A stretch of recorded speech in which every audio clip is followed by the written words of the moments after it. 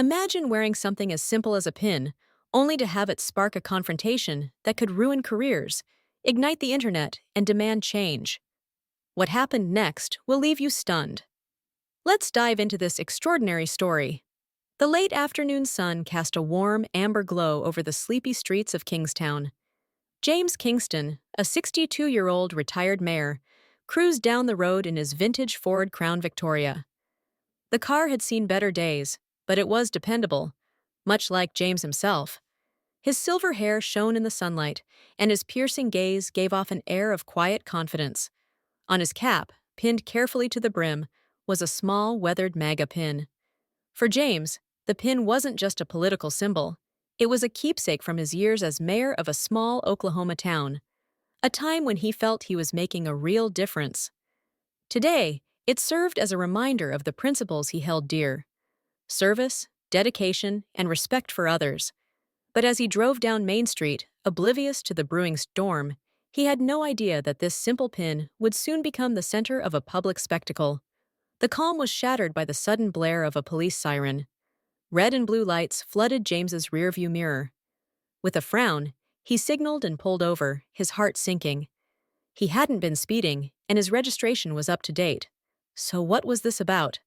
Out of the patrol car stepped Officer Bradley Jenkins, a tall, broad-shouldered man with a buzz cut and an air of authority that bordered on arrogance. He adjusted his belt, his hand resting casually near his holstered weapon as he approached James's car. "License and registration, sir," Bradley said curtly, his tone cold. James nodded and reached into his glove compartment, moving deliberately to avoid any misunderstandings. "Sure, officer. Can you tell me what this is about?" Bradley's eyes narrowed as they landed on the pin. His lips curled into a smirk. "We got a report about someone acting suspiciously. Your car matches the description."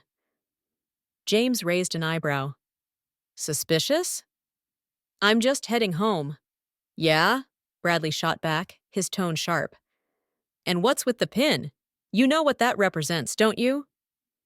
James sighed, keeping his tone measured. "It's just a symbol, officer, nothing more." Bradley took a step back, his posture shifting. "Step out of the car, sir." The demand hit James like a slap. He hesitated for a moment, his heart pounding, but he knew better than to argue. Slowly, he opened the door and stepped out, keeping his movements calm and deliberate. Bradley began searching the car, rifling through the glove box and muttering under his breath. Every so often, he threw James a disdainful glance. "Figures," he muttered, pulling out a folder. "What's this? Your manifesto or something?" James blinked, his voice steady despite his rising anger. "Those are meeting notes from when I was mayor." "Mayor?" Bradley chuckled, his laugh dripping with condescension. "Right, and I'm the president. You're under arrest. Let's call it suspicion of something." Before James could react, Bradley spun him around, yanking his arms back to cuff him. The cold metal bit into James's wrists, and a small crowd began to gather, their phones out, recording every second of the encounter. "This is wrong!" someone in the crowd shouted. "Quiet!" Bradley barked, glaring at the onlookers. James swallowed hard, his face burning with humiliation. The injustice was almost too much to bear, but he kept his composure. He knew this wasn't just about him anymore. The cameras, the crowd. This could become something bigger. At the police station, the atmosphere was chaotic. Phones rang incessantly, officers hustled back and forth, and keyboards clattered. James was led down a narrow hallway, the handcuffs digging into his wrists. They finally seated him in a cheap plastic chair, and Bradley leaned against the wall, clearly enjoying his moment of power. "Wait here," Bradley said, smirking. Turning to a group of nearby officers, he held up James's file like a trophy. "Check this out. This guy thinks he's important because he was a mayor or something." The older officer in the group, a grizzled man with tired eyes, gave Bradley a skeptical look. "You brought him in for what exactly?" "Suspicion," Bradley replied smugly. "Old guys like him don't just drive around for fun. They're always up to something." The senior officer shook his head.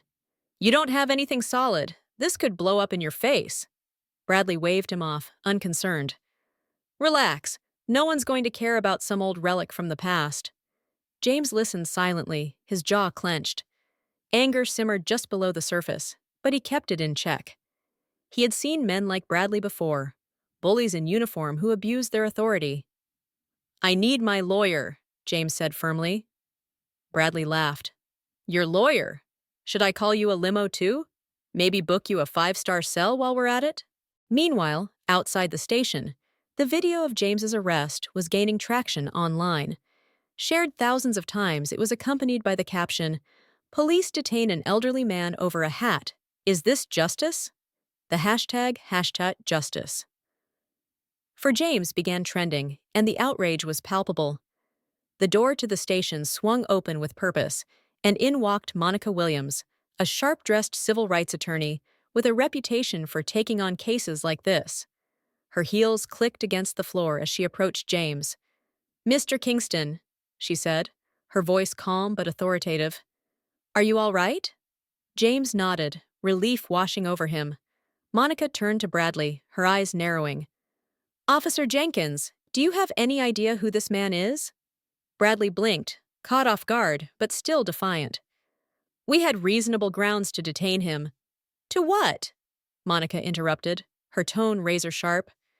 Detain a respected former mayor because of a pin? I've seen the video, Officer Jenkins. There was nothing reasonable about what you did. The station's commanding officer stepped out of his office, frowning. What's going on here? Monica didn't miss a beat. This man was unlawfully detained, and I want to know why. The commanding officer's gaze shifted to Bradley, his expression darkening. Jenkins, my office.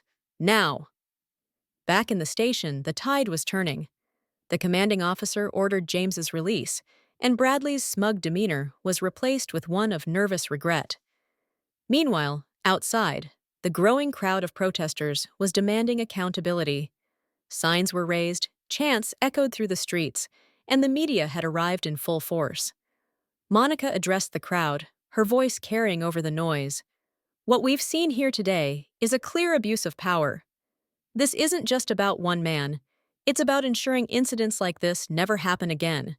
The crowd erupted in applause, the hashtag Justice for James lighting up every social media platform. That evening, James recorded a video from his living room. The warm light of a nearby lamp cast a soft glow on his face as he spoke directly to the camera. Today wasn't about me, he began. It was about a system that needs to be better. For everyone. I'm grateful for the support. But this is just the beginning. Change doesn't happen overnight, but it starts with a single voice. The video went viral, amassing millions of views within hours. It struck a chord with people from all walks of life, sparking a nationwide conversation about accountability and fairness in policing. As for Bradley Jenkins, his career unraveled quickly. Suspended pending investigation, he handed over his badge and gun, his future uncertain. The police department launched a review of its policies, pledging to rebuild trust with the community. And James? He didn't stop with just one video.